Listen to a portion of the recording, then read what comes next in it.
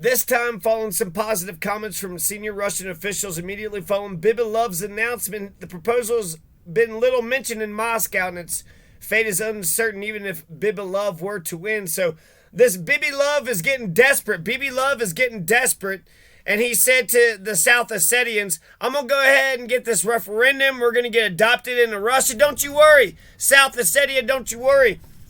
Your boy, your president, Bibilov here, we're going to get in. I'm going to get you the fast track. We're going to become a part of the Russian nation. Don't you worry.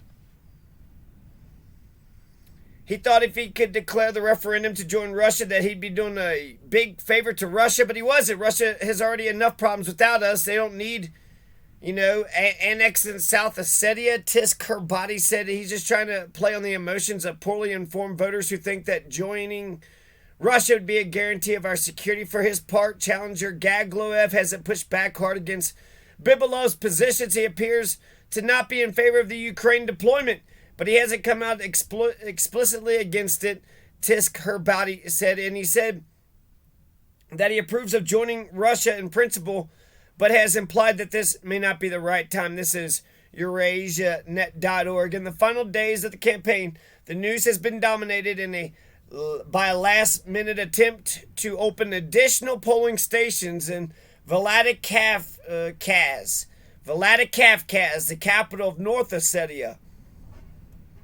North Ossetia? I thought this was a South Ossetian election. The Central Election Commission said it was responding to requests from voters, but to many observers, the volume and the timing of those requests were very suspicious. It pointed to a desperate effort by Bibilov to manipulate a vote he was otherwise in danger of losing. We have a very tense situation now, Tisk Herbati said, taking into account the number of endorsements that Gagloev has gotten. Bibilov has no chance, but there's a serious fear that he will take some unsavory measures to stay in power. Logically, he should lose, but I'm not going to predict the result. So what do you think happened? Today was a runoff election for South Ossetia, May 8th, 2022. What do you think happened? What do you think happened?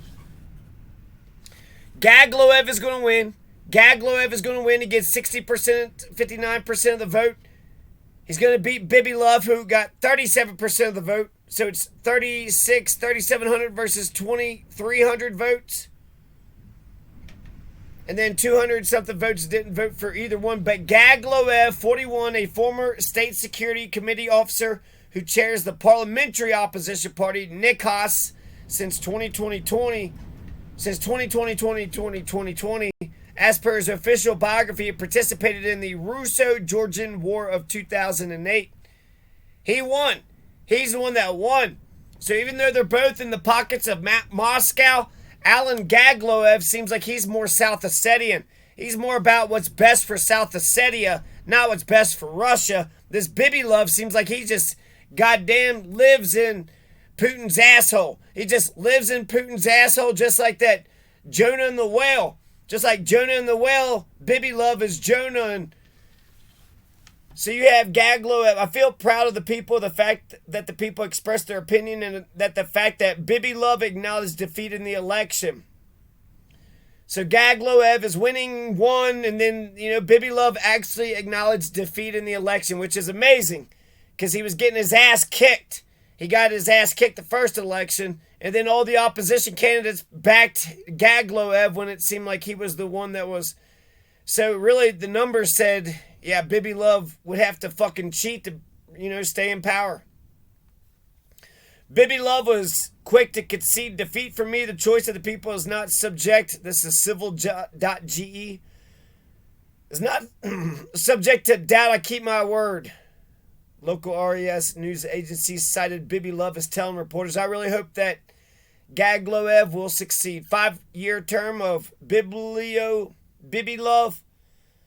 52 has been marred by allegations of violence by police officials, and more recently with the controversy over South Ossetian servicemen's presence in Russia's war in Ukraine.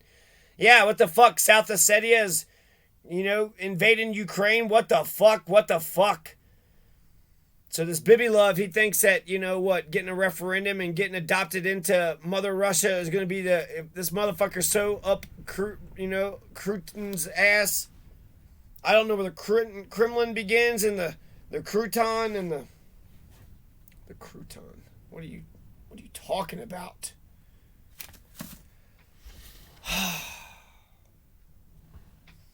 In the first round, it was, 10,000 to 11,000. And the three opposition candidates, Alexander Poliv, lawmaker Gary Moldarov, and ex-deputy Dmitry Tassoev, all rallied behind Gagloev.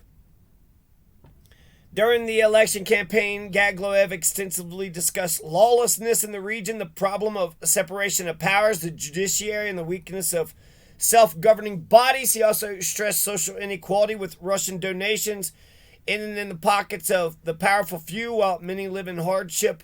Moscow's possible annexation of the province dominated the election campaign as Bibilov took steps to secure unification with Russia just days before the first round of elections, April 10th. Gagloev took a cautious stance on the issue, arguing that joining Russia was not at the moment in Moscow's favor. Lambasted Bibilov for using the topic for election purposes. Moscow recognized the independence of Abkhazia and the Tiskhin Valley region on August 26, 2008, 2 weeks after the end of the Russo-Georgian War. Tbilisi and most of the international community regard the two regions as part of Georgia and denounced the vote in the occupied region as illegitimate. As things stand, some 30,000 ethnic Georgians remain uprooted from Tiskhin Valley region following the armed conflict in 91 to 92 in the Russo-Georgian War of 2008. Shrinking ethnic Georgians population of the region that still make up the majority in occupied Akhalgori district have faced continued closure of crossing points with Tbilisi-controlled territory since September 2019, following the escalation around Georgian police checkpoint in a faraway Chorchana Tisnelisi area, while Bibilov vowed to keep the closure until Tbilisi removed the police post. Gagloev took a tone of reconciliation during his meeting with Akhalgori residents in late April. Gagloev pledged to solve the issue of freedom of movement with Georgia proper. Akhalgori population demanded the opening of this road, and we will gather like this to discuss and solve the problem. So there you go, Alan Gagloev. Congratulations to Alan Gagloev. Congratulations to South Ossetia. They actually had a pretty good election. This Bibilov seemed like he was going to cheat. He didn't know. He was going to, but he didn't. And so now they have a brand new president, a fifth president. And it looks legit. So congratulations to South Ossetia.